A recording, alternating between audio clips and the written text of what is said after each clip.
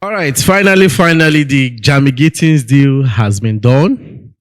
And do you know the annoying part of that deal is the sell-on clause that was included?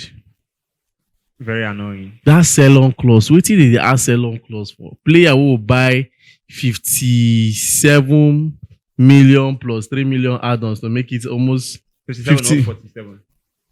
47 Yeah. plus 3 million pounds to make it 50 The million pounds. And Chelsea still allowed Dortmund to impute a sell-on clause. That means if they want to sell the player to another club, they still have a percentage inside.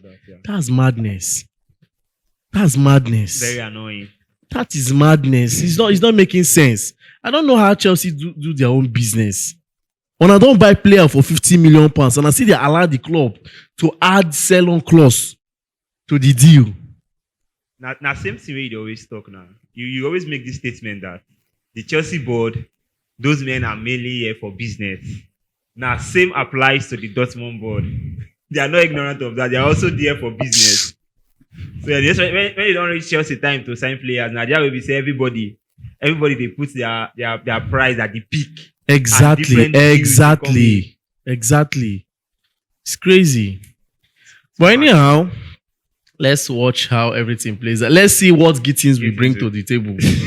That's very important. Yes, we want to see what the young man will bring to the table. We would already give him one or two praise and say we need them. Yeah. And the kind of football when they play go fit the Enzo Maresca system, you understand? Then moving forward, Noni Madueke. We are hearing that Arsenal has, in short, they don't do this serious now for the deal. They don't hold talk again. They don't hold talk with Noni Madueke camp to see if there will be a possible move of the winger to Arsenal. Me, I will say this again that I'm not scared of Chelsea selling Madueke. I don't feel that Chelsea selling Madueke will be of any big loss to us. Okay. Now, if we can get a possible replacement, that is always my emphasis. Okay. If the club is still willing to get a possible replacement as you are selling him off, I'm okay with that. I'm okay with that because I think he has been in the club for 2 seasons. I think 2 seasons now he has played with Chelsea and he has not really showed us that. Yes, I would say he has grown. Yeah. But my issue with most of the players, they are good. Yes, these boys, they are good. But it's the attitude of consistency. We need you to give us that consistent result. Now let's take a look at Palmer. Let me just bring Palmer in this example. Now, if there is any news that Chelsea wants to sell Palmer, most of the fan base will not agree to that. Exactly. Why? It's not because as if currently now Palmer is doing any big thing as he did before. Because as of towards the end of Posh time with Chelsea and also the beginning of the season, of the previous season, Palmer showed that attitude of consistency. Like from the end of Posh down to even the mid of Maresca's tenure in Chelsea. Yeah. He has showed that attitude of consistency. That is for a long-lasting consistency. And we felt the impact of Palmer. So now... And we still believe that Palmer, one way or the other, can always... come back. Yes. But now talking like a player of Madueke that he hasn't even shown this consistency for like 5 consecutive games. He hasn't shown that attitude of consistency. So what will really make us as fans to say, Mo no said this guy, Mo will keep on future this. I still emphasize on this that every player has a future. Even Palmer, what we have seen Palmer do, that is his list. Exactly. That is his list. Palmer is even beyond that. And we are still bringing a very good player that even though we have to rate 2 players like Estevao Williams and Madueke, which is better, most voting will go to Estevao.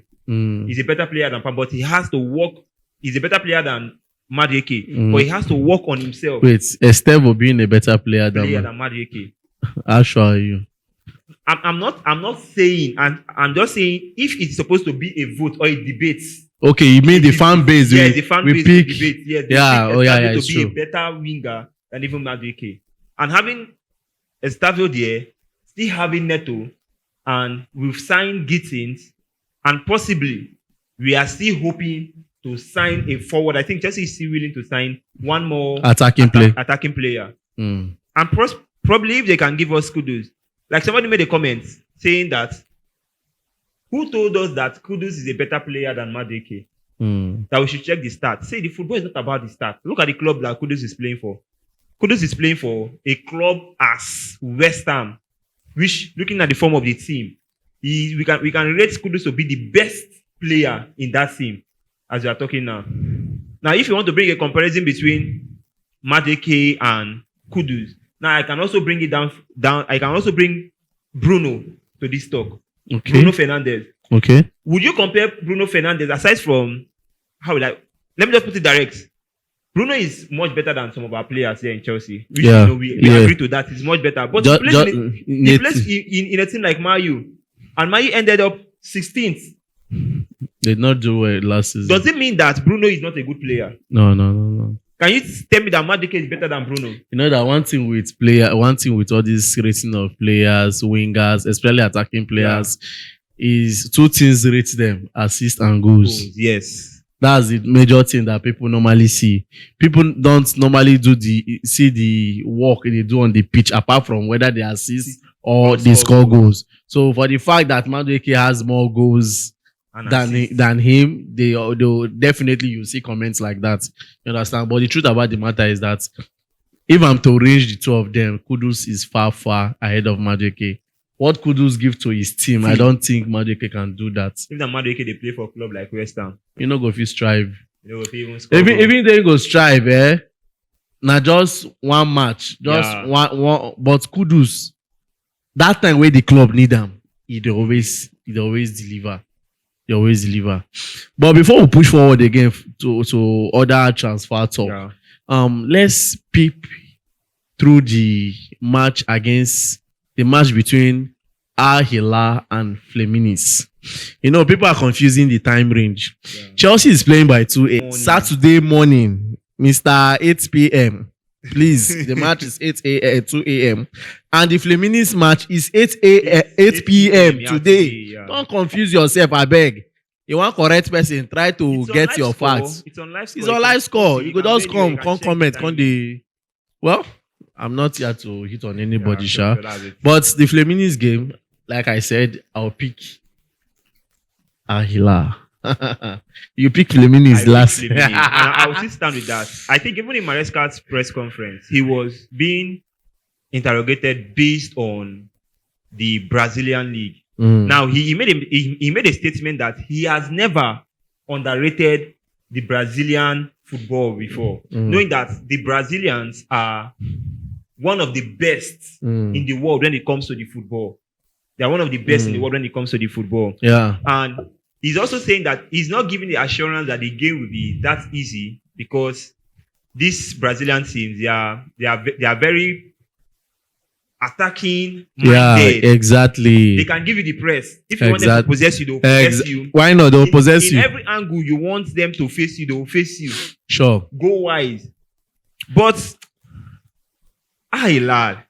I just believe because I know they have good players. You know, also in Fluminense, that's where former defender and captain Thiago Silva, he plays there also. So yes, we might want to use the comparison of player that plays for Al and also for Fluminense. But aside from that, I just see this extra spice in these Brazilian teams that has an edge, that can give them an edge over the Saudi Pro League team.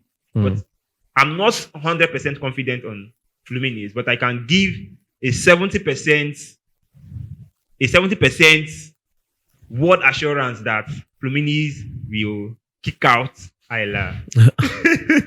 All right, let's go back to the transfer. We are hearing that Chelsea want to ideally sell midfielder Leslie Ugochukwu. He has received loan inquiries from Hamburg and Valencia. Chelsea want to sell him. I remember for our game. Play. And they just say Wesley Ugochukwu. Everybody carry sell. everybody carry sell. It's not a bad one for me. For me, I buy to the idea, but I don't want to use the word that Big Dave likes using, overloading. I don't want to say the squad is being overloaded, but the truth is that there will be no game time for you because even good midfielders as Andre Santos, even Esugo, I think they are still looking for space. Just like what is going on right now. Yes. Casado is carded and is not going to be available for today. Romeo Lavia is not looking likely to be available for today's game. Big And game. now we are not thinking of Yes, how can we manage? Now, this is where that word Big Dave said the other time about overloading the squad. In a situation like this is where it hits back at him. Someone can now boldly say, Big Dave, can you say that the squad is not overloaded? Because in this situation, Lavia might not. He will not play. Let me not use the word might, because I think he has a muscle problem during the Benfica game. He will not play the game. Caicedo is having a suspension for the yellow card offense and the rest. Now, we are now looking for people to cover up. And we have Esugo and Santos. What if with the availability of Esugo and Santos, your coach decide to play Reece James in the midfield? Please give me the Chelsea fans' reaction. Or give me your thoughts. Okay, let me give Enzo Maresca navigating Reece James to the midfield in the absence of Moises Caicedo, knowing fully well that we have Esugo and Santos. From my thoughts, I will also give the fans' reaction. For me, it will look crazy because this is something that we've contemplated over and over, and I will not be surprised to see some fans say, when I see this Maresca, I don't say Maresca no go fit coach Chelsea. This man no go fit. You see this club, this man no go fit coach this club. Maresca, this man go see if this man come out, like if Palmeiras win Chelsea, Maresca, as the match end, Kukuma carry your back come out for Chelsea. But do you think it's going to be another give it a try experiment to push James to the midfield when you have Esugo and Santos? For me, my thought on this is that this is a crucial moment. And I will not advise that to take on that experiment at this point. This is the quarterfinals in a big competition. This is a big competition now. It's the quarterfinals in a big competition. And I don't see any essence of bringing in experimenting James to the midfield, because we've tried James in the midfield over and over and over. This chemistry of James in the midfield does not work always. Like, it's just a one-time wonder. Just the best time I have ever watched James play the midfield was against Copenhagen in the Conference League. And that was the best. And comparing the Copenhagen team and the Palmeiras team are way stronger than the Copenhagen team. And we've played, because even the coach, Maresca himself, he said this in the press conference, that he has learned a lot, even from the Flamingo experience and entirely in the competition.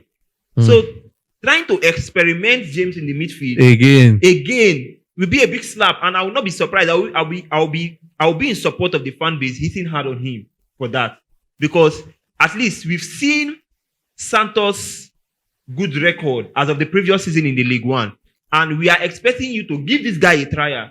I'm not even expecting him to start Esugo ahead of Santos in this game, in the Palmeiras game. I am expecting him to play Santos ahead of Esugo. Give this guy a trial. Let's really see. Now for March, now when the person they play, now you go know whether if he do one. Yeah.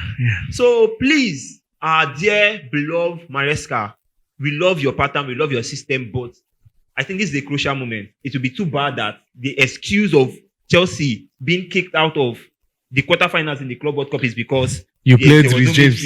There was no midfield, and you decided to play James in the midfield. Play Gusto in the right wing when you have a midfielders like Santos and Esugo.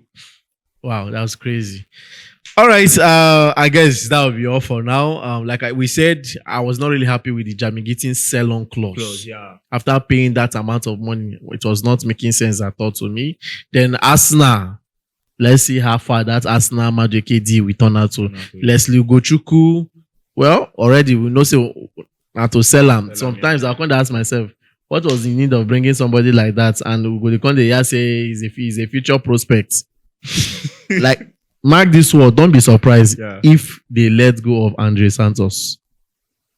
Let me don't go further.